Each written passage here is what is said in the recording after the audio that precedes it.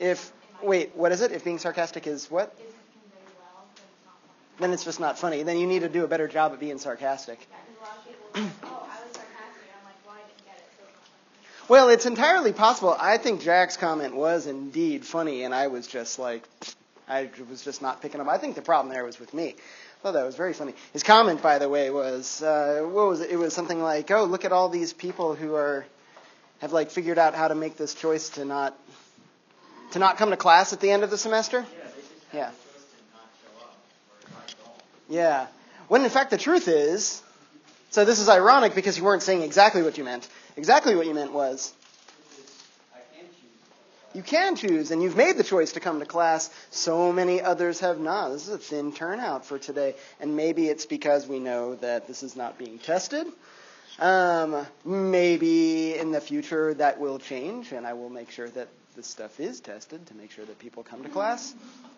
But I'm kind of tempted not to, mostly because it ties in so well with the themes of the discussion today. We're going to be talking about Immanuel Kant's essay, What is Enlightenment? It's an abbreviated title. The full title is An Answer to the Question, What is Enlightenment? Did you guys catch? Does Bennett discuss what the context of this is? You might have noticed this is a very different voice for Kant than we've seen previously in the other Kant reading that we've done. Actually, did you notice this at all? You might not have noticed it if you didn't do the reading. Yeah, it was remarkably short, and we're just kind of like, that's not the Immanuel. Are you sure this is the same Immanuel Kant? And also, the audience is clearly a lay audience, not a technical audience. So, his tone is very different. But as I mentioned, you might not have noticed this about this particular essay if you didn't read the essay, because I didn't give you a reading quiz on this one. I just said read it. Did you? Be honest. I'm kind of curious. Did you read it? Hands up if you did. That's a really small number. It was 3. Matthew, did you raise your hand as well? Except for 2 paragraphs. That's it's short, but it's not so short that missing 2 paragraphs maybe doesn't count as reading it. Should I? Now I'm kind of wondering, should I arrange this? Should I put this material on the exam? Should I have a reading quiz for this? If I was doing that, it seems like I would be somehow forcing you into doing the reading. I'm kind of creating some sort of incentive. Do you have it within you to just do it just because? Just because, I don't know, if I've built up enough credibility over the course of the semester to say, read this, maybe it's a good idea, that I'm not just pulling this stuff out of my ass, that there's something interesting going on during this historical period. And this tries to sum it up. So, I could make it so that there are more incentives to do the reading, more incentives to show up on the day that we discuss the reading. But I wonder if that maybe defeats the purpose. Adam? And if I'm interested in the discussion, I'll probably read it tomorrow when I'm done with your exam. Okay, yeah. So, this is not to say that you won't read it. It's to say that you got a lot of irons in the fire right now, and you got to prioritize. So maybe reading An Answer to the Question, What is Enlightenment, is the sort of thing that it's a good idea, but maybe right now doing the required assignments that I have outstanding, that's a better idea. Maybe that's true. Although I'll raise this question. I have all kinds of great ideas about the stuff I'm going to read when I have more free time. You think you're actually going to do it? I think it's totally feasible. Yeah? All right. Summertime's going to hit. You're going to be I need a couple of weeks off, to kind of relax. Then I'll go back and read it. Well, I'll say if it's not tomorrow, then probably not. Yeah, right? Yeah, this is some immediacy.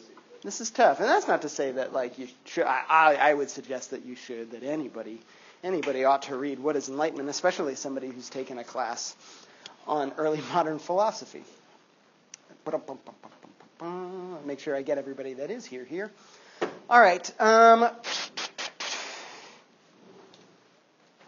First, I guess a little bit of background. This is Immanuel Kant. Yet again, we've seen him. This is a somewhat political essay, though. We haven't really read Kant on politics so much. And in order to talk about Kant on politics, maybe it behooves us to kind of identify that there's some history that's going on in Europe during this period. such that Germany is a little bit different than, say, France and England are. France and England have been going through like a variety of civil wars, and like France has just undergone a radical sort of a revolution. The United States has just liberated itself through a revolutionary war from its British colonists. So there's something in the air in the west of Europe and the south of Europe, I suppose, France, England, and the Americas, that has a certain sort of a flavor going for it. And there's quite a bit of political philosophy that's being done, quite a bit of moral philosophy that's being done, and also in addition to that, there's a community of letters that sort of emerged, such that like all of these people are reading each other. Descartes is being read by Princess Elizabeth and by who else? Margaret Cavendish, and pretty much by almost everybody else that we'd read. David Hume and Kant are in this conversation. John Locke and Jean-Jacques Rousseau and Thomas Hobbes are all in a conversation with one another. Mary Wollstonecraft is part of this conversation. And they're all from different countries. So there's a conversation going on all across Europe, but there are kind of these local political contexts that make the contributions to this conversation from different parts of Europe just a little bit different. And one of the things that's noteworthy about like what's going on in Germany, what is Germany? There is no Germany at this point. There's like Germania. There's these kind of like northern kingdoms that have managed to stay, I would say, like pretty well clear of a lot of the religious wars that are going on closer to the Holy Roman Empire as it's beginning to fall apart. And also, it's not really succumbing to the same kind of political struggles that Britain is succumbing to. It's not really turning into a democratic revolution like it is in France or like it is in the Americas. What is it? How is it different? Well, this region up until now has been a loose conglomeration of little kingdoms that have been jockeying for kind of positioning themselves with respect to power in relationship to the other kingdoms, and also finding ways to get along and kind of consolidate with one another to ward off the Holy Roman Empire, who's like still coming knocking on the door every now and again. There is a religious revolution that's happened, but it's primarily like it's settled. This is like Protestant country. There aren't a whole lot of Catholics. It's mostly Lutheran, and including Kant. Kant is a Lutheran. And so you don't have the same kind of like cultural schisms in Germany with respect to religion that you're having elsewhere in Europe. So it's steering more or less clear of those sorts of things. There still are wars, there still are power struggles, but kind of slowly but surely, all of these individual German kingdoms have kind of conglomerated together, sometimes violently, sometimes by choice, into what's kind of like the biggest, baddest kingdom on the block in this region right now, which is Prussia. And we've got a king of Prussia who's kind of darn near an emperor of all of this territory that Prussia is starting to absorb. It's even recently, at this point, it's recently absorbed Poland. I don't know if you remember this, but Jean-Jacques Rousseau wrote a constitution for Poland to become its own independent nation state. And it ended up not coming to fruition because they got absorbed by Prussia. So Prussia is big, it is powerful, and are we hip to like who's in the position of power in Prussia? It's not Immanuel Kant, sadly. Maybe that's for the best that it's not Immanuel Kant. Who is the king of Prussia at this time? It's not Bismarck. You're a little early. It's Frederick the Great. Just Frederick, I suppose, and call him Frederick the Great. We have some idea of like what's going on. And Kant is, we're going to get to this eventually when we talk about what is Enlightenment. This is going to be news to all but three of you. Maybe even to like one of the thirds if this is the stuff that comes up at the end. But Kant ends up singing the praises of Frederick the Great, and in fact of a sort of like not so much anti-democratic, but he's arguing for like the sorts of things that I'm talking about, these necessary conditions for bringing enlightenment about, can be satisfied with what we might call enlightened absolutism, or with some sort of enlightened monarch, maybe even a very powerful, kind of almost like an imperial sort of a figure. Almost like a Hobbesian sort of a figure, right? The sort of thing that Hobbes would talk about as what would count as a really good sovereign. And Frederick the Great is, I'd say he's on the short list of figures that could be put forward as possible evidence that enlightened absolutism could work. Maybe Marcus Aurelius is another figure in here where we would say something like, this is an emperor of Rome, who was so philosophically enlightened that maybe he's exactly who we think should be in charge of making the decisions for a society. In fact, we would have a better case where, like, better that person be in charge of making decisions for the society than letting all of the rest of us, like hoi polloi, try to sort it out democratically. Because I don't know if it's clear to you guys yet, but like democracies don't always work that well. They don't come to the right conclusion on a regular basis, particularly if the electorate is not well suited to living in a democracy. In a democracy. This is one of the things that Rousseau talks about, that a people have to be suitable for the law. And if we're not the kind of, for example, perhaps if we're not enlightened, an enlightened democracy is not going to be very good. Did I say an enlightened democracy? An unenlightened democracy might not be very good. An unenlightened absolutist monarchy might not be very good either. But I think one of the points that Kant is going to make is, like, it doesn't really matter if it's democratic or absolutist. What matters is that it's enlightened.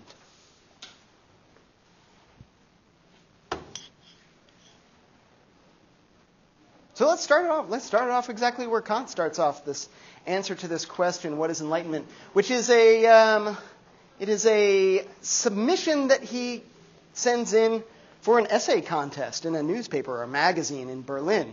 That kind of, if you can imagine, this is like the New York Times has an essay contest or something like that, or the Guardian has an essay contest, or like whoever, maybe the New Yorker or Time Magazine has an essay contest where they say, like, there's something in the air. There's something that, like, people all over Europe are talking about. They're calling it enlightenment. What is this thing? Everybody has a sense that something's happening. Something is going on during this early modern period such that we're seeing this rise of sorts of political revolutions in thought, and actual, like, kind of like concrete revolutions, people overthrowing other people in positions of power, sometimes killing them. In just a couple of years after this essay, the Reign of Terror is going to begin in France. And so, like, yeah, there's like quite a bit of like physical revolution that's going on. Not just that, but revolutions in thought. It's like rise of science, rise of a kind of a political revolution.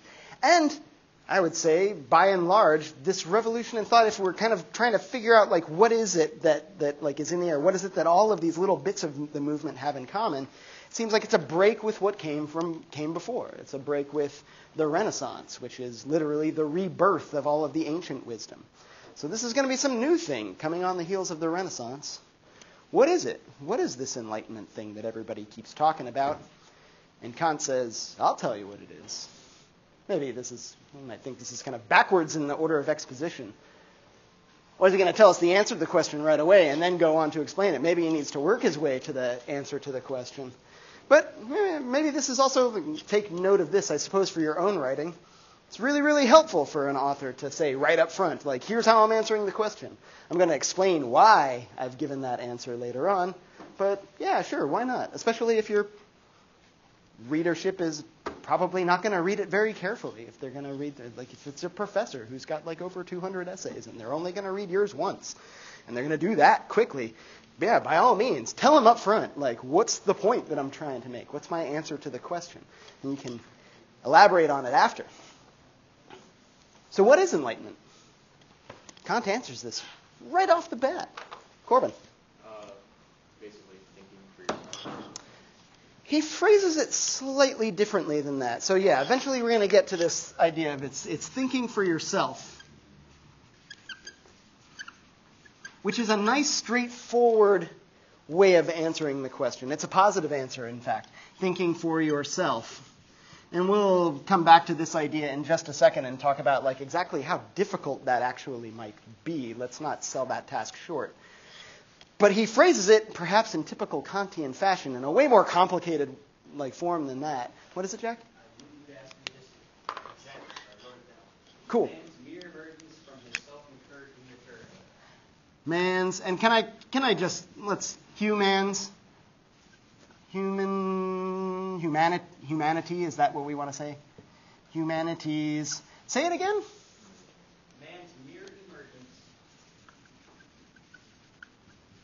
from his self-incurred immaturity. Immaturity. Sometimes you'll see this translated as self-incurred tutelage. I don't know if some reason that became a very popular translation, which is kind of, I don't know if it's a word. I never knew what the heck tutelage meant until I read this and read a translation that said humanity's emergence, or freeing yourself from your self-imposed tutelage. Immaturity gets a little closer to it. The German there is, Kant is actually saying this word Unmündigkeit, which oftentimes, if you look that up in a German dictionary, sometimes you'll get minority, as opposed to somebody being a minor versus being in the majority. So we get this idea of immaturity, minority, that same sort of thing. It's growing up, perhaps, is one way we might think about it. It's emerging from your self-incurred immaturity. Immaturity, minority, those seem like they go together. But let's also draw attention to the fact that Kant is saying it's a self-imposed kind of an immaturity, or a self-imposed kind of childishness, a self-imposed form of being a minority, not like a social minority, but a minority in the sense that children aren't afforded all of the full privileges. They don't participate fully in society. This is an interesting sort of by bringing us to this concept of minority or immaturity or Mündigkeit, a kind of a childishness. Kant is bringing this to territory that we've seen over and over and over again from the social contract theories. Every single one of them comes against this question of what do we do with children? And the idea is, well, they don't have full liberty. They don't have full access to the whole slate of rights that we say belong to every citizen, but they're on their way there. They're in the process of becoming mature. And this is why supposedly this isn't a form of tyranny over children, because they don't stay children forever. This is a big point that Mary Wollstonecraft is making too, right? This is when you treat women like children, notice it's very different than children. You're never letting them grow out of it. Rousseau says the same thing about slaves. And so does Locke. Locke says the same thing about slaves, right?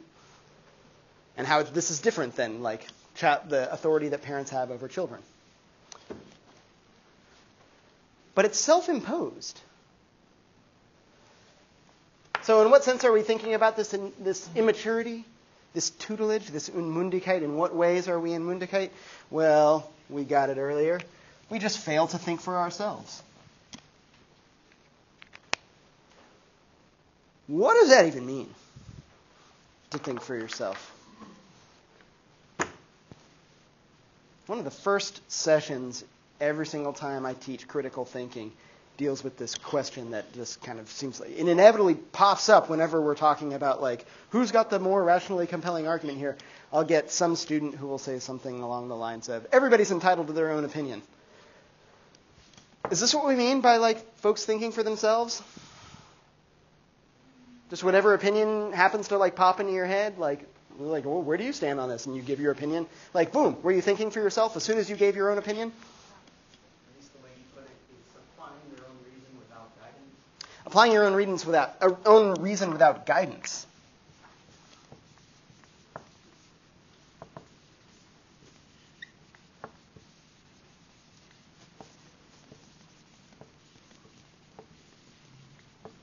But surely that seems a bit extreme, right? What are we talking René Descartes' meditations here? Wipe the slate completely clean, try to start again from scratch? What do I know clearly and distinctly that can't possibly be doubted? Everything else, I'm not applying my own reason without guidance? Should I never trust in experts? People have been telling me for my whole life that carbon has 6 protons. I've never personally checked myself. Am I unenlightened because I take the word of the physicists that say, no, carbon totally does have 6 protons? Yeah. I would say thinking for yourself is creating a diverse amount of opinions and then deciding which one. Rather than picking somebody and saying, I'm going to try to mimic all of their opinions. Right. But, distinguishing what opinions or what things to do and what to not. So that's kind of the Cartesian project a little bit as well, right? I've started out with a whole bunch of opinions, but I need to examine them one by one, figure out what do I keep, what do I let go. Can you possibly do this with everything? Is this like a reasonable sort of a goal? Because I tell you what, like I got a lot of opinions rattling around in here. A lot of them I got from parents, teachers, preachers, television personalities, philosophers that I've read, friends that I've talked to. Did I get those without any guidance? Did I use my own reason in assessing those? I think I did, but like I don't know. Did I actually? I've had a lot of thoughts in my life. I bet you have too. How many of them were genuinely your thoughts and not something that somebody else put in there? Not many? Anybody think like, no, many? All of them? Clearly not all of them, right? But once we start wondering like, well, what would that actually mean? With no guidance, I don't know if I have like many. Especially because I was very impressionable and not capable of applying my own reason for a large amount of time in my life so far. Corbin, you had your hand up? Yeah, this is kind of a thought I haven't processed with an insane amount of like detail or my own reason. Yeah. But one kind of hypothesis I have about all this is that our brains are kind of like machines, and we take in information from society, and we can process that information and create this like if we work really hard and I don't know like make our brains hurt, we can use this machine to process that information and make a new, more refined version of the information that comes in. So, is that last stage that you were talking about, that's applying your own reason without guidance? I think so, but it's still all the information that we have, all the tools we have is something, it seems like it's been given to us, the tools of language, the tools of reason, but maybe even like the manifold of intuition, we're kind of in Kantian world, like since data is coming in from the outside world, oftentimes whether I want it to or not, that smell on the bus that I'm just like, I would prefer not to smell that, but there it is, like assaulting my senses. So the world is kind of like given to me perhaps, and then I have to like make something of it. I have to like find some way to understand it. How do I know when I'm doing it by myself though? Or when I'm doing it sufficient, like you said there's an application of effort. How much effort? Tough one, right? I don't know. Maybe once your head starts hurting and all you can think about are memes. And I would say maybe that's the sign that you stop thinking, right? Or usually that's what precipitates like not thinking for yourself. By the time you get to memes, you are definitely not thinking for yourself. You are literally like taking other people's ideas and being like, there, that's what they said, on top of a picture. Yeah. But also like taking those ideas and like transforming them and Yeah. playing on them. Yeah, perhaps a little bit of a tweak. Maybe even we could go full-blown postmodern. And if I like completely rewrote Don Quixote today, it would mean something slightly different. And so I'm like creating something anew. I haven't heard of that sort of like idea, but I think for thinking for yourself, it's like you receive, X so much information from your outside environment, like Corbin's saying, and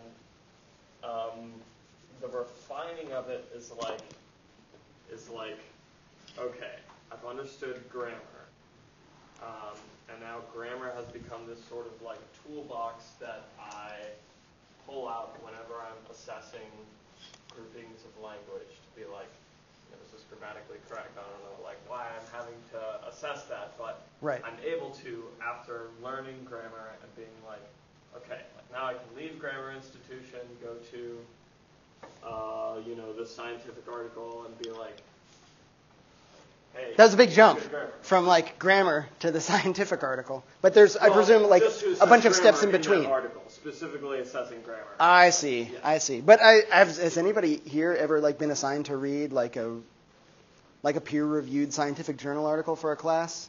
Was it like it may as well have been in another language in some parts? So maybe the grammar's not enough, right? Which isn't to say that you were suggesting that it was enough, right? Sure. But like it might be like equally gobbledygook if I don't understand the concepts kind of grounding everything, right? And those are other tools like Yeah. build- Is logic anywhere in there? Is logic grammar? Yeah. Grammar is Or is it something else? Jack?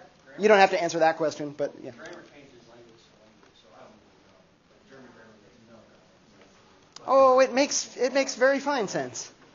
To Germans, Well, yeah. Oh, okay. Fair enough. but when he's applying this maxim to later in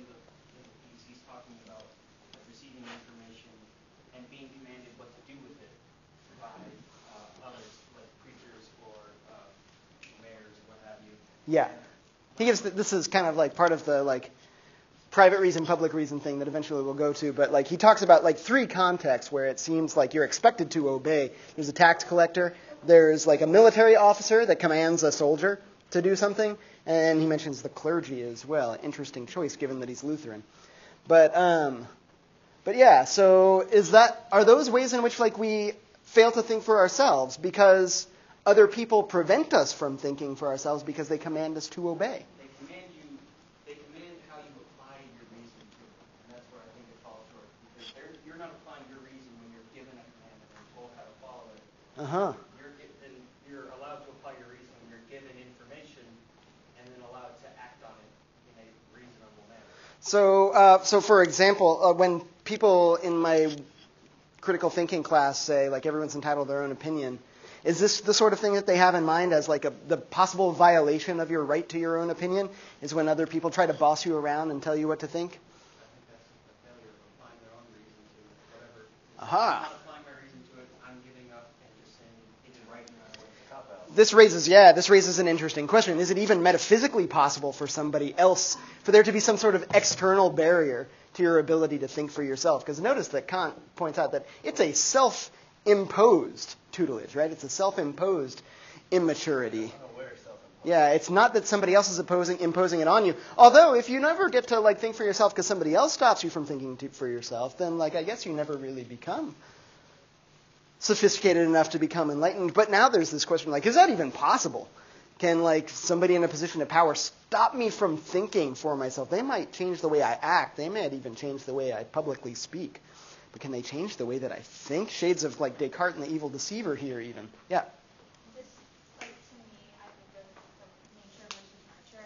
And I feel like if someone were truly to think for themselves, then they would only be brought up by nature. But that's not the reality of people. People are who they are because of nurture. And so, to me, it's like... So as soon as there's a little bit of nurture, like you can't possibly think for yourself? Well, yeah, because like that's how you become like the person that you are. So like there's certain things that are instilled in you. And so while it's like possible to like reject some of them, you wouldn't like be a person if you didn't have the nurture part. Right. So that's a problem, right? We can't let the nurture be a barrier to enlightenment. Unless we're going to end up saying, like, no, enlightenment's just not possible for anybody. Here's what it is. It's unattainable. That's, by the way, I don't know if you figured this out for Kant yet. He likes to make the problem hard, but eventually say, like, yes, we can do it. Yes, we can do metaphysics, even post-Hume.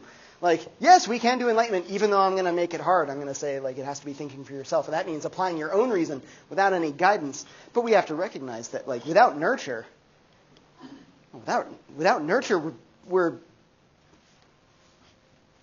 we are immature, right? Don't we have to be brought up?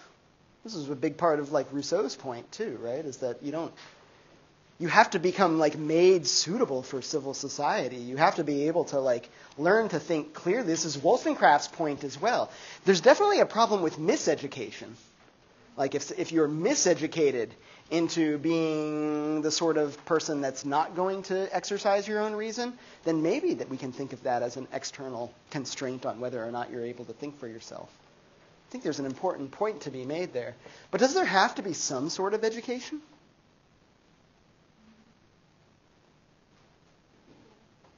Yeah? You think so? You couldn't like let a child loose on an island all by themselves and eventually they'll become enlightened?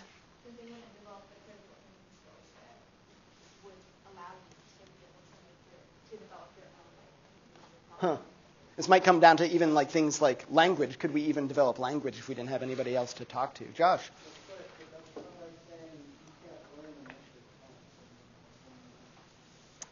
Maybe that is saying that you can't learn unless you're taught something by someone else. You disagree with that? You think you can learn things all by yourself?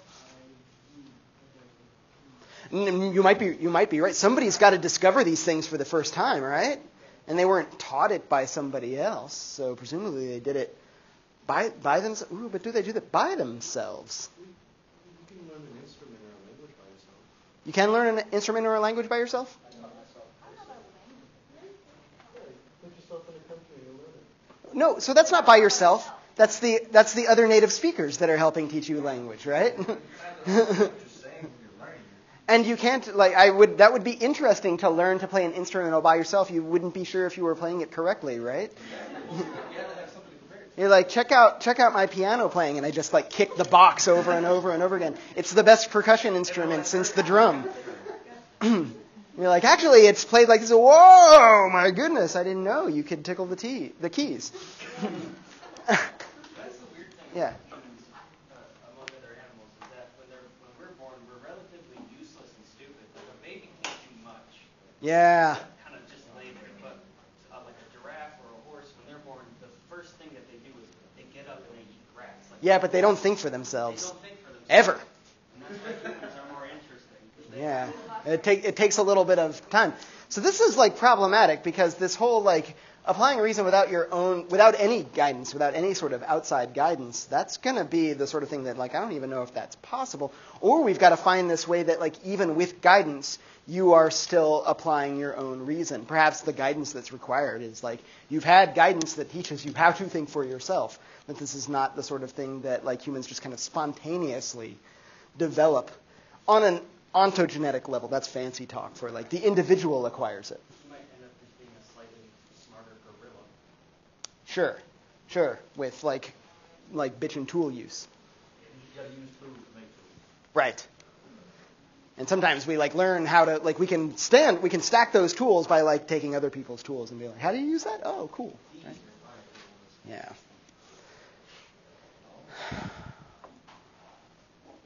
There were some other like tentative hands. I want to make sure I get them all. Yeah, Shai? I was gonna say, I think thinking for yourself is central to Aristotle's whole idea of entertaining an idea without accepting it, something like that. Yeah, sure. Let's maybe like acknowledge that Kant isn't first on the scene here. In fact, he doesn't even claim to be first on the scene. He's naming this thing that's happening right now. And maybe this isn't even the first time that it's ever happened. Maybe as long as there's been philosophy going on, there's been people making an effort to try to think for themselves, right? Well, why is the Enlightenment period happening now instead of? Well, you mean then? When's it happening then? Yeah. As opposed to some other time? Right. This is, what's that? Some people say it was you're switching from beer to tea. So less people From beer to tea? more people are drinking actual water. I think probably the answer is, like, that might be part of the answer. I guarantee it's more complicated than that. That it could involve things like the fall of the Holy Roman Empire. It could be things like the development of the Protestant Reformation. It could involve things like the invention of the printing press. Yeah. It could involve like a variety. It could involve like philosophical developments. People came up with that necessary idea that had to be articulated before like things could really get going. And it might have to do with the fact that like maybe it was a natural response to the Renaissance. We had just gone through a period that was really backward looking and was really kind of like prizing the wisdom of the ancients. And it seems like, well, a sort of like the next logical counterpoint to that, if the pendulum is going to like swing back, it will probably swing back to this side of like, yeah, but think for yourself, right? And maybe that pendulum has to swing back and forth like quite a bit. Maybe there is something to this idea of like respect the wisdom of the ancients. Like that shit didn't like just like fall out of the sky. It's not like merely somebody else's opinion. This is why perhaps if we are thinking for ourselves, it pays to listen to the arguments that other people make. This is how I might begin to, and this is the sort of thing that we're talking about, making the effort to challenge what my naive opinions might be. Any asshole can have an opinion. But to think for yourself is a way more exotic sort of an activity. It requires more than just like having an idea and spitting it out of your face. Yeah. Yeah, I mean, I would say that like even like ancient Greek philosophers, like even if they didn't call it enlightenment, it's similar to the same kind of thing. Like if you take like Socrates, like Socrates? yeah, Sure. I think it was from the person.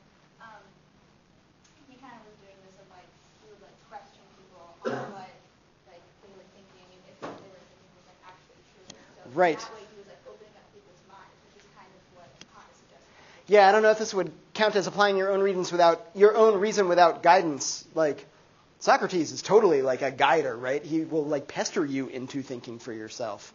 He will publicly embarrass you into thinking for yourself. If you let him, right? If you engage. Perhaps this could apply to Could this apply to like a classroom scenario too? Like you have a professor who might like be able to bully you into thinking for yourself by like poking at your idea and pushing back. But what if you never raise your hand? What if you're one of those people that likes to like sit in the back and like not venture anything forth? Laziness and cowardice? That might there might be something to the idea that like you don't need to be talking all the time. Sometimes it pays to sit on the sidelines and listen a little bit. But yeah, if are we sufficiently suspicious of the prospect of external barriers to thinking for yourself? I suppose you can be trained to like. You can be trained in a way that's like opposed to thinking for yourself. You could fail to be trained at all. You could just not be educated. In which case, I don't know if you've developed the tools to think for yourself. This is maybe the strongest thrust of Mary Wollstonecraft's vindication of the rights of women is that like women could think for themselves if you let them. But I still wonder, like, how could anybody ever really stop me? Yeah? It might be that like the more pronounced sorts of barriers are not external at all. They're internal. And what were they? What were we saying? Barriers to this are laziness and cowardice. Laziness.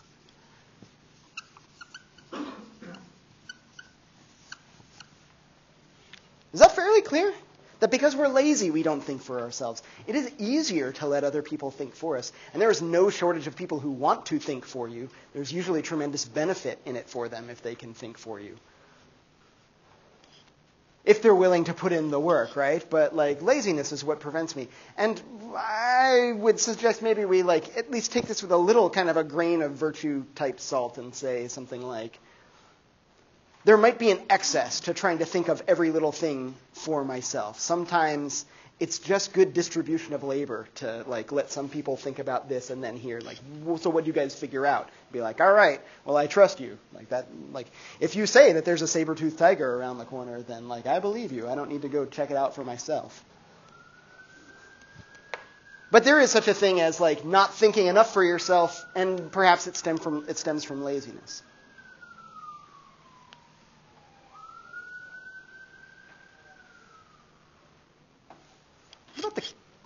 I buy that. Do you buy that? That because we're lazy, we don't think for ourselves. Because we're cowardly? What's so scary about thinking for yourself? Fear of not wanting to be ridiculed?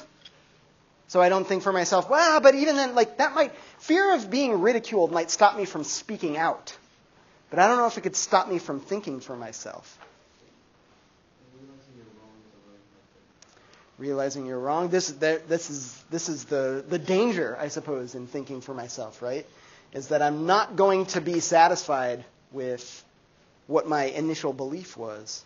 That if I begin to think for myself, I have no idea where I might land on this. I might have to change my opinion. Which in turn could be like too lazy. Which also, maybe these kind of like go hand in hand. That in order to like face difficult, sometimes scary things, you need to like do the work, and like, but I don't want to do the work. I've had conversations with like friends about this where they're like, yeah, but like what you're talking about, sure, I make me a better person, but like that sounds like a lot of work. That's only mildly adjusted from what they actually said. I'm just like, who said it was easy? Yeah. I feel like having not read the reading, so I don't Perhaps know. this was laziness, by the way. Perhaps it was just good time management. Poor time management, I can definitely say. But Yeah. I think that one of the greatest barriers to people not thinking for themselves is like a confidence in the thoughts that others have already had of being right. But why should we have that confidence? Um, Because it's been working well so far? Yeah. Maybe. Yeah. Hasn't been challenged yet? I think if I reflect on it and say, like, it's working pretty well so far, so let's leave it in place, that might have been, I don't know, that seems like it's the bare minimum. Did I just think for myself? perhaps we should completely get rid of the family unit. Let's just like start raising children by like professional state-run like child raisers. No more moms and dads. This is Plato talks about this in the Republic. We'll just dissolve the family unit. If I said, hey, this has been working pretty well so far, maybe we should just stick with it. In fact, I'm inclined to believe that we should stick with it. Did I just think for myself? I gave a reason. But how much have you assessed the situation before saying, yeah, it looks like it's going well so far? This is the big question, right? How far do I need to have done it? I've talked about Plato's Republic in a bunch of ancient philosophy classes. I've given this lecture a handful of times. Is that enough? What's good enough? What are you trying to get to? What's good enough? Yeah. Is it like, does it stop? Is like what you have there is just like the best? When we have an enlightened society, I suppose maybe that's like a plausible place to stop. We'll get to that at the end. Are we living in a... We'll start with what Kant's answer to that question is. In late 1700s Prussia, what does he say? Matthew, you won't know this because it's at the very end. What does he say at the end? I didn't read the end. Didn't read the end either? Jack? He doesn't live in an enlightened age, but he lives in an age of enlightenment. Yeah, it's we're on our way. Well, in order to demystify it, we might say that they're on the way. Enlightenment as a verb is happening, but that doesn't mean that he lives in an enlightened age. And as a matter of fact, Kant makes a distinction here between being in an enlightened society versus every individual person or any given individual person being enlightened. He does say that it happens slowly, perhaps by necessity. But it happens surely. He says it happens slowly, but it happens surely. We'll get to that in just a second when we talk about human nature. This is maybe a sign that we should move on. Do we get the laziness and cowardice thing? Yeah, sure. We don't need to continue to flog that donkey. Freedom. Sounds good, right? Or maybe it's just another word for nothing less to lose. What is let's leave that alone. What is freedom? We know that question gets messy. Is freedom necessary for enlightenment? Is it sufficient for enlightenment? Yes.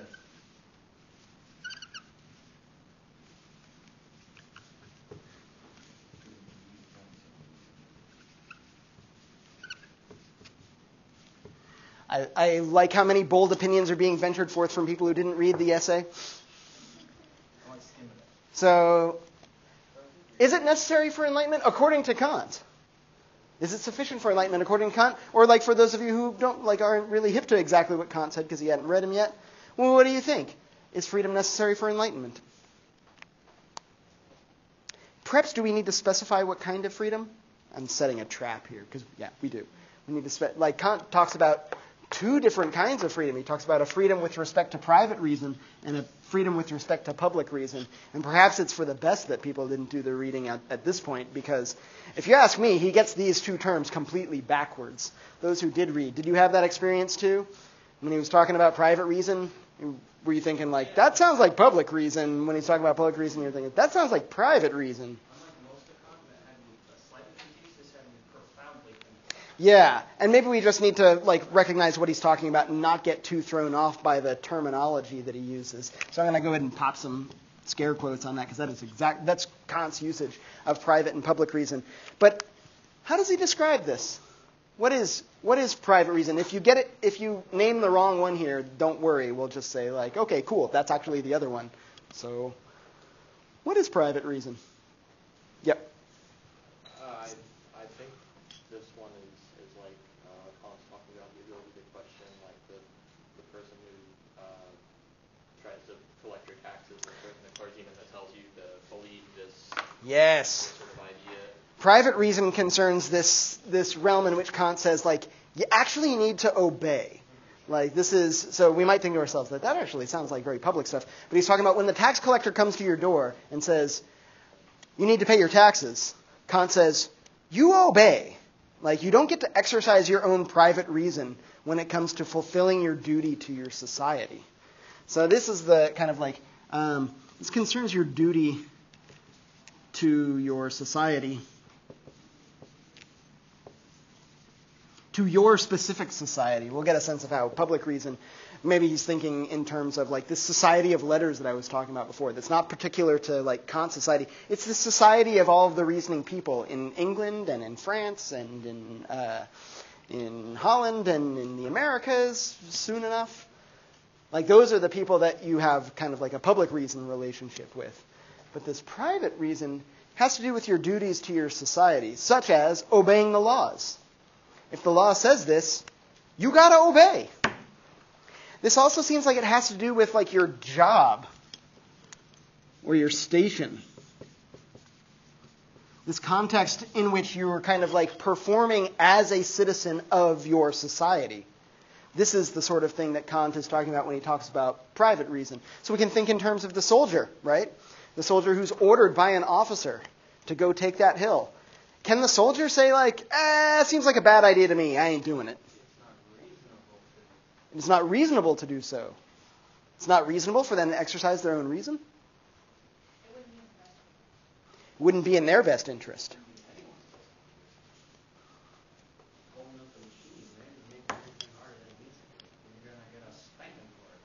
So you need to follow, when the orders come from like a legitimate authority, it's sounding a little bit Hobbesian, when the orders come from a legitimate authority, you got to obey.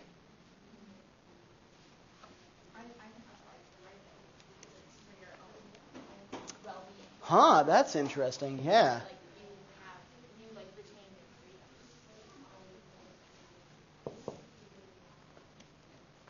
In order to retain your own freedom, you have to obey somebody else's reason? That's a funny kind of freedom. That's the kind of freedom that you get forced to have?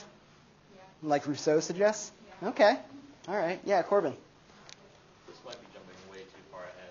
Like how far ahead? Like 1930s Germany? Or because this kind of like you need to follow orders thing, by the way, that's an argument that's going to get used later by like people on trials. Adolf Eichmann, who like quotes Kant and says like, I have to do my duty. I was given orders.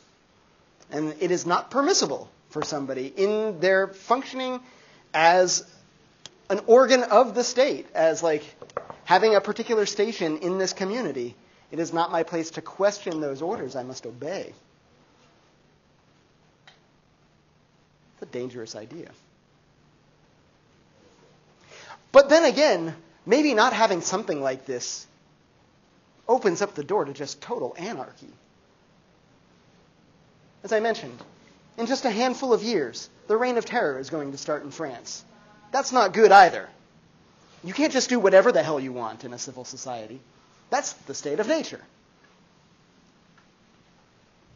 So something that kind of compels you to obey needs to be in place. And Kant is identifying like there's a domain for this. And it's pretty much, we can think about it in terms of it's when you're doing your job or when you are exercising some sort of official capacity with respect to the community. You need to just do what's expected of you. Clergy, we can even think of this like there might be like rogue clergy who are thinking to themselves like, yeah, but like I don't agree with church doctrine here. But still, if you're going to go up and represent the church on the pulpit, you got to preach canon. You can't go your own way. You can publicly, though, perhaps privately, right? Like this is why maybe we get it backwards. When you're not on the pulpit, you can write as many essays as you want, though. You can talk about this to whoever will listen, just in a different sort of a context, in a different sort of capacity.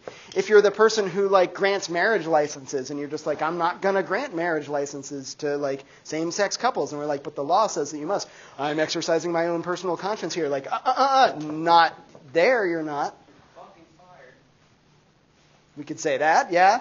Then you're fired. Oh, you're like constraining my ability to think for myself. Like, no, we're not. Think for yourself, but like you think for yourself by talking to people in a public conversation. Public reason is this conversation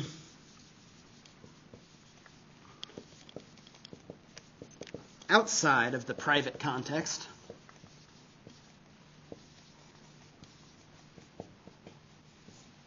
Which we might be tempted to think about it as like, he's got it backwards. These are the sorts of conversations that you have in private, not publicly. But hopefully we get the sense like, no, that shit needs to happen publicly.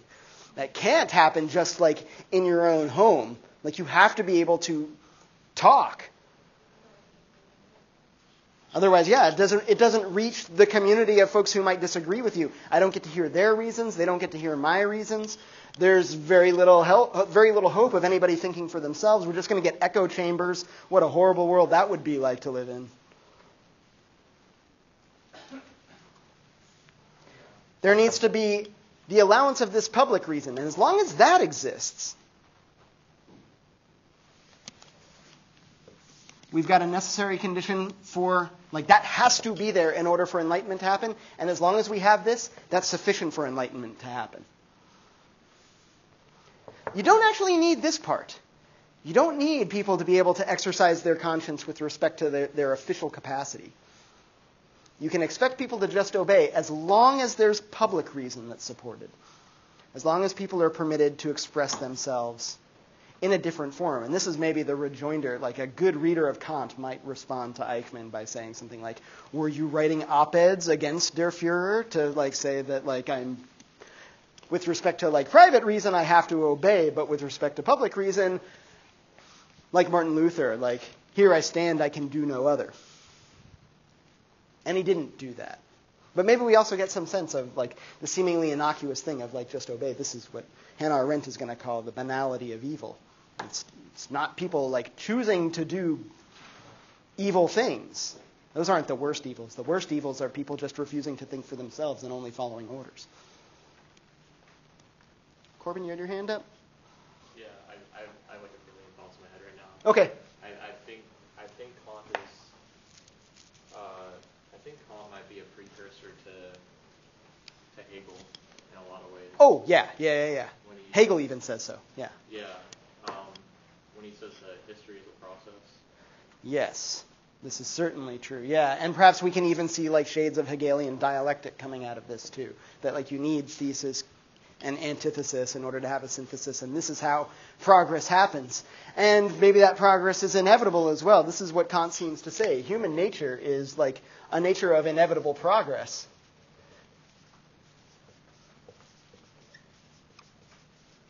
It's slow, though. Slow, inevitable progress.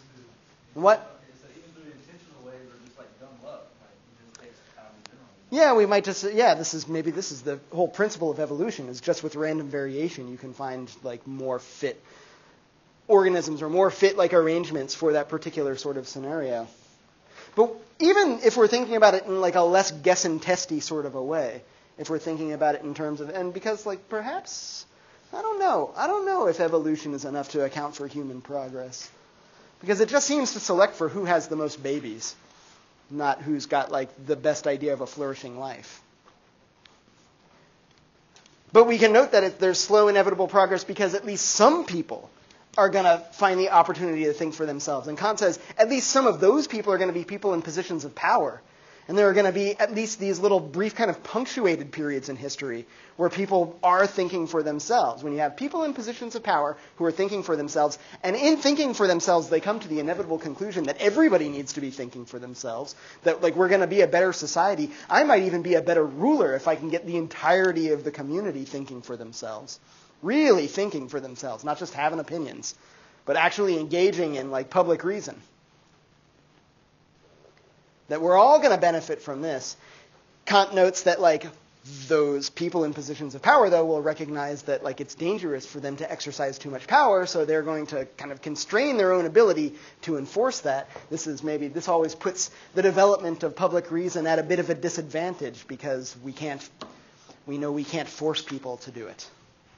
We have to just kind of create the conditions for it. Or perhaps we know, if we're going to think in Platonic terms of going down into the cave and freeing the people who are chained up at the bottom of the cave, that they're going to resist being taken out. And it's understandable that they're going to resist it because they're lazy and because it's scary and because the light is bright and your eyes aren't accustomed to it. And maybe we should also not presuppose that like we're the ones who are like, I'm the one who leads the dumb people out. Like you might be the dumb person there.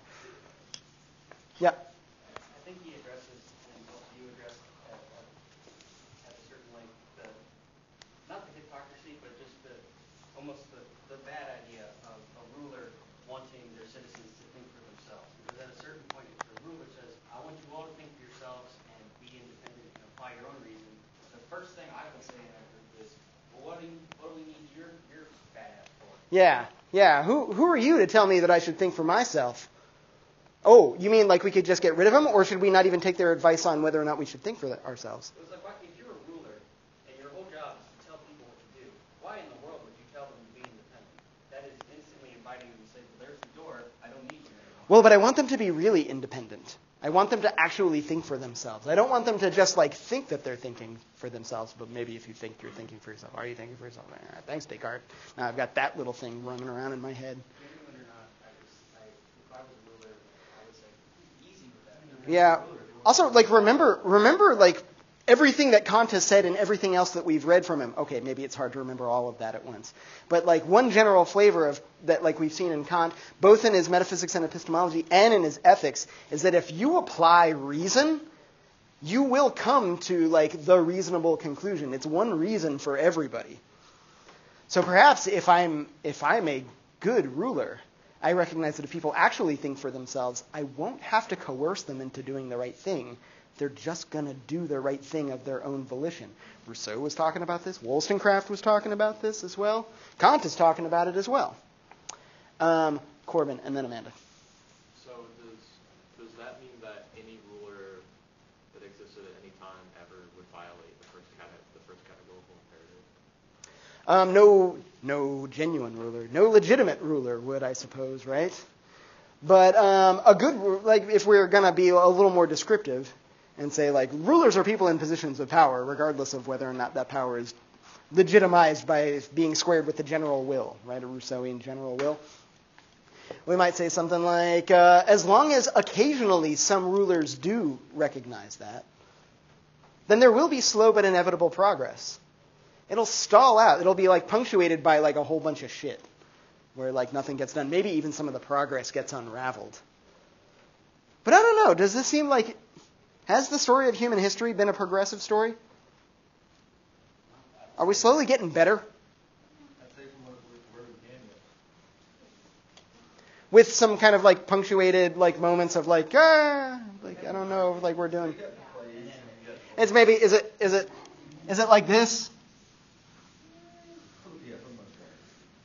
Little local dips and valleys, but otherwise like on an upward slant. Like we've mostly figured out slavery. I get there are still slaves, but like it's frowned upon now.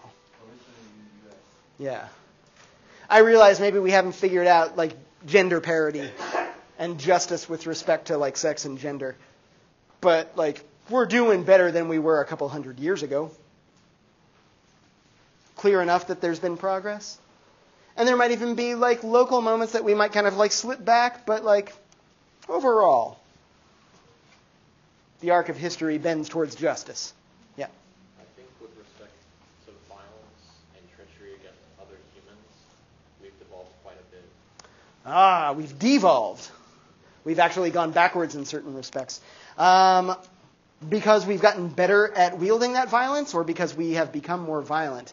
Because there have been wars for like quite some time, and they have always been quite brutal and bloody. Have you ever like check out a little, if you're wondering like what were wars like in approximately this time, or what like were people talking about, like you can, well, I'm sure there's actual history that you can read. You can read Voltaire's Candide as well, where he gives like very brutal depictions of like the horrors of warfare, and they sound like, I know like bad shit happens now in war, but they sound like truly barbaric sorts of portrayals of violence. So maybe, are we going backwards? Have we always been exactly that violent? We might be going backwards with respect to like our ability to act responsibly with our natural environment. Maybe that's a way in which kind of we're actually steadily getting worse at that. But even then, I would say like we talk about environmental obligations today. Have we always? Maybe we were just lucky that we lived in sort of gentler lifestyles. Never had to because there were like too few people, or not so many people that we had to worry about it. Yeah, Benjamin. I feel like one of the biggest reasons too is religion costs so much. You know, because my opinion that Is religion one of the barriers to this? I think so, because you don't use any reason with that. You don't use any reason with For what it's worth, like Kant doesn't necessarily think so. He's a devoutly religious person. You don't need to use any reason for religion? I think people don't. You know, because you read and you're just what, accept. I don't know, man. I know some theologians. I've met some priests in my day. I've met some philosophers who lean like in kind of like theistic directions. And I think like, well, I think you can totally apply some reason to this. Maybe even things that might sound radical, where we might say something like, I don't really see how there could be a hell. Like if I apply reason to all of like the religious principles, I don't understand how like God can know in advance what you're going to do if God's omniscient, and know that you're like kind of destined to end up in hell, and for it to be a just punishment. Like how could that be a thing? Create sin and then punish you for it. This seems like perhaps it's the sort of thing that like, yeah, that can't make sense. But that doesn't mean that like all religion is going to be unreasonable. It's going to mean that we have to apply reason to religion. If we like maybe expect that God is going to be a reasonable thing to understand. But then again, maybe faith requires something like, something beyond reason. I don't know if that's necessarily opposed to reason, though. Olivia, you had your hand up? Yeah, then you just kind of said it. What if we say that faith is faith without reason? Not necessarily contrary to reason. No, not contrary. Okay. Also, we talked about something, it just totally, I lost it. Okay. We talked about something in your intro philosophy class that had a lot to do with whatever you just said 1 second ago. Oh, okay. About reason and faith. Yeah, there might be some.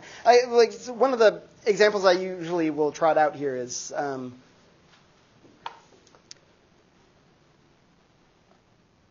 I made a promise to like love my wife like forever until I die, right? I have no idea whether I have no good reason to suspect that I'm going to like actually be able to like fulfill that promise forever. Maybe this requires some faith, right? I don't know if I would say that it's contrary to reason. Maybe it's the same sort of thing. I'm totally cribbing from Soren Kierkegaard here. If you're interested in these sorts of questions, you should check out our existentialism class, where you might end up reading a little bit of Kierkegaard and then some Nietzsche, and kind of wondering like, what is with the unreasonableness of faith? Can there be a reasonableness to the unreasonableness of faith? Yeah, Amanda. Yeah, and you kind of said it. I think the problem with religion is that it's like there's a set of guidelines and then you're kind of told to follow them. To obey. Yeah, and there's not like people practice religion without critical thinking. But don't we practice all kinds of things without critical thinking from time to time? Like there's a way of like being educated in science such that we're just kind of like, that's just how it is. I don't. But that's the thing too, is like, if you, I mean, yes, I get like as a child, maybe that's how you would do it. But eventually you free yourself from your self-incurred tutelage. Right, but like if you were like a scientist, then like your actual job is to go out and like disprove things. Yeah. So you are actually kind of questioning like. What if you're not a scientist, though? What if you're a philosopher who just reads the scientists? So you always be trying to see the truth, though. Yeah, that's when you like read like a bunch of different types of. And then make up my own mind? Yeah. Does anybody suspect that there are like some things where they're just like, I'm just not actually capable of making up my own mind on that? There's like a war going on, like there are military interventions into Syria happening right now on our behalf, like being lodged by our government. I have no idea whether they're a good idea or not, and I'm fairly certain that I do not have the requisite background knowledge to make that judgment.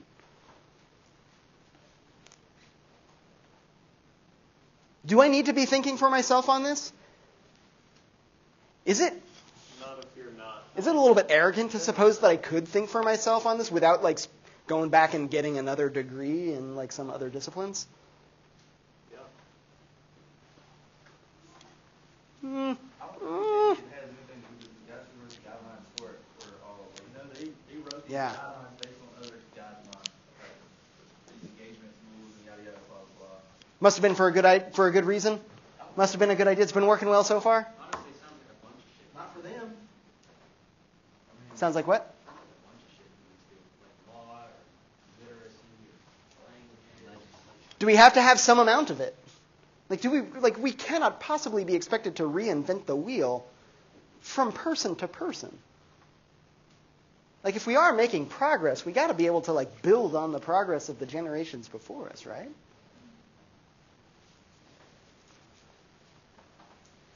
Maybe this is an interesting way in which, like, Kant's drawing our attention to this difference between an enlightened person and an enlightened society, why that's an important thing, an important distinction to kind of keep in mind.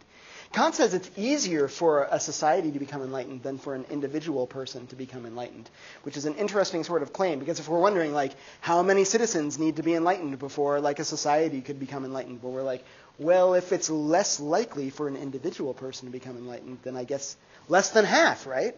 Less than half of the citizens of a community have to be enlightened before you could have an enlightened community. It's entirely possible, as long as there's healthy public reason, and as long as the people who are, like, in positions of power and are making those sorts of decisions for everybody else, as long as they're participating in the public reason, as long as the monarch is enlightened, and as long as they're not all by themselves, maybe this is, like, why we might take somebody like Marcus Aurelius off the list. We might say something like, Marcus Aurelius was, like, a very wise person, but sadly, all alone. He didn't have enough other, like, interlocutors to help him out. This is why Marcus Aurelius was the loneliest man who ever lived. Does it go to, like, what if they're not searching for that? They're not searching for enlightenment, per se, it's just power. Sort of thing. Well, that ain't enlightenment then, right? Yeah. So he can't. So that would be, okay, can we all agree unenlightened absolutism is a frowny face? Is unenlightened democracy also a frowny face? Yes. So enlightened absolutism, maybe enlightened democracy? I'd say it's worse because you get the error of either your fault or And you'd prefer for it to not be your fault? I prefer it. Is this because you're lazy or cowardly? Because then no one can blame you. I mean, Is that because you're lazy or cowardly? probably lazy. Could be both. Let's not. And you're not alone. This is all of us. I went on the big slide. I was like, wow, I'm no coward. It's scarier to think for yourself. Maybe enlightened democracy works. Kant's point, though, is that, like, this is the common theme. This is the thing that needs to be present in both cases. You could totally have an enlightened absolute monarchy. You know how Kant knows?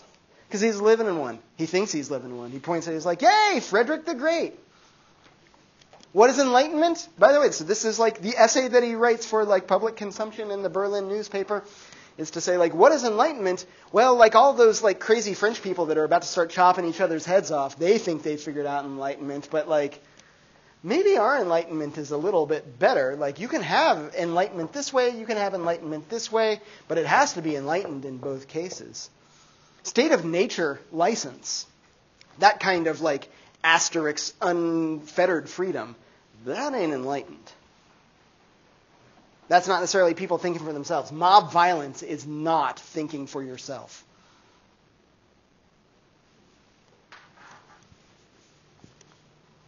The enlightened part is what's necessary. And it doesn't matter, like, exactly how the sovereign is structured.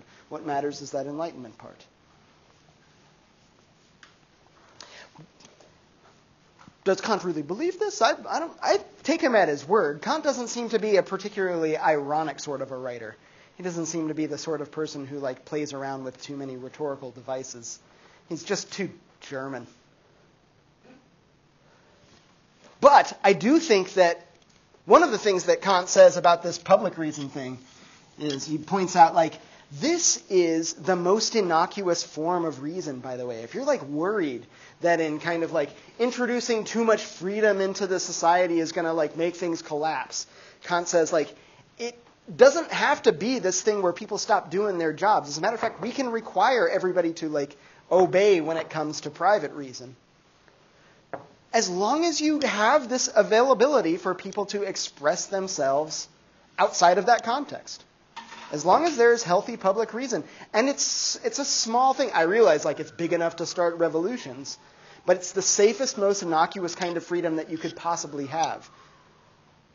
And it's amazing that it's both necessary and sufficient for bringing about enlightenment. Maybe this is going to inform like why Kant thinks that this progress is inevitable.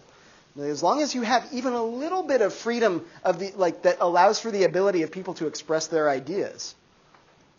And that's a hard thing to police. The Catholic Church sure tried for a long time to stamp out any heresies. They managed to put Galileo under house arrest.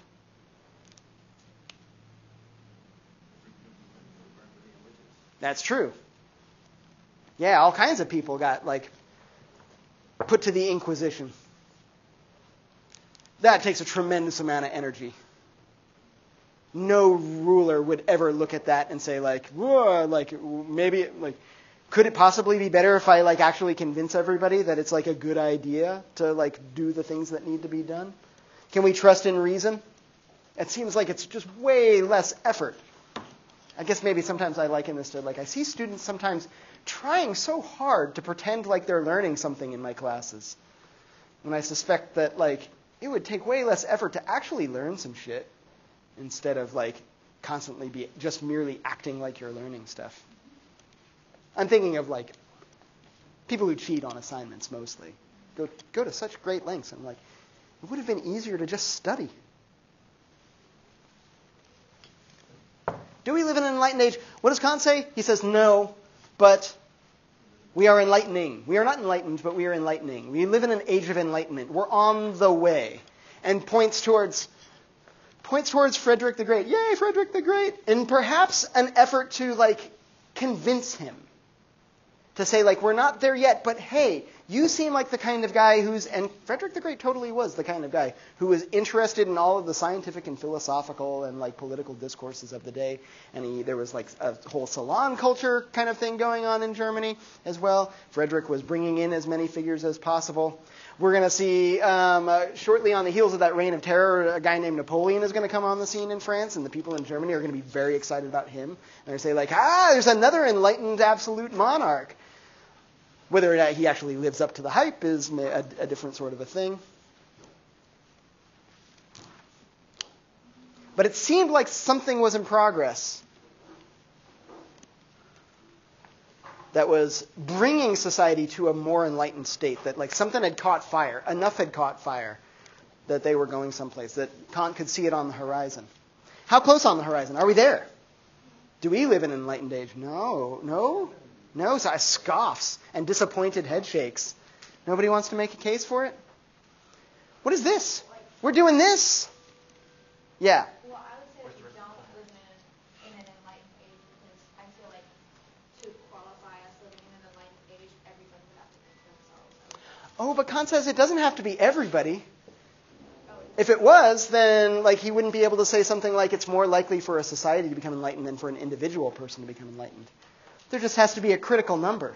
There just has to be healthy enough public reason. And the people in positions of power, the people who are like the organs of the state, especially the executive organs of the state, although perhaps the legislative and judicial organs as well, they would need to be participants in public reason. Do we have healthy public reason? That like enough people are participating in and the people in positions of power are participating in? Definitely not the latter. What's that?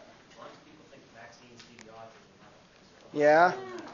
Well, not everybody thinks that. In fact, not even most people think that. Huh. But also on the news and TV are people who believe that the Earth is still flat, and that's probably only a sum in like a couple dozen thousand. That's a fun story to run, by the way, right? Like the news loves to run stories of like, they never run the ordinary story. It's never dog bites man. It's always man bites dog, right? Because that's news. Didn't make the news? We're out of time, but I guess the thing that I would leave us with is like, what does it take? Like if we're not there, like what would it take? What needs to happen? One of the things that I would recommend as like helping this out, and feel free to suspect that I have like a whole lot of bias in this, is if more people did philosophy publicly. which is to say, like, I hope you enjoyed this class, but please evangelize. Like, go be an emissary for, like, thinking for yourself, like, with others and helping them out to, like, bring about an enlightened age. All right. Thanks. Good luck on your outstanding assignments. I hope they're outstanding. I look forward to reading them.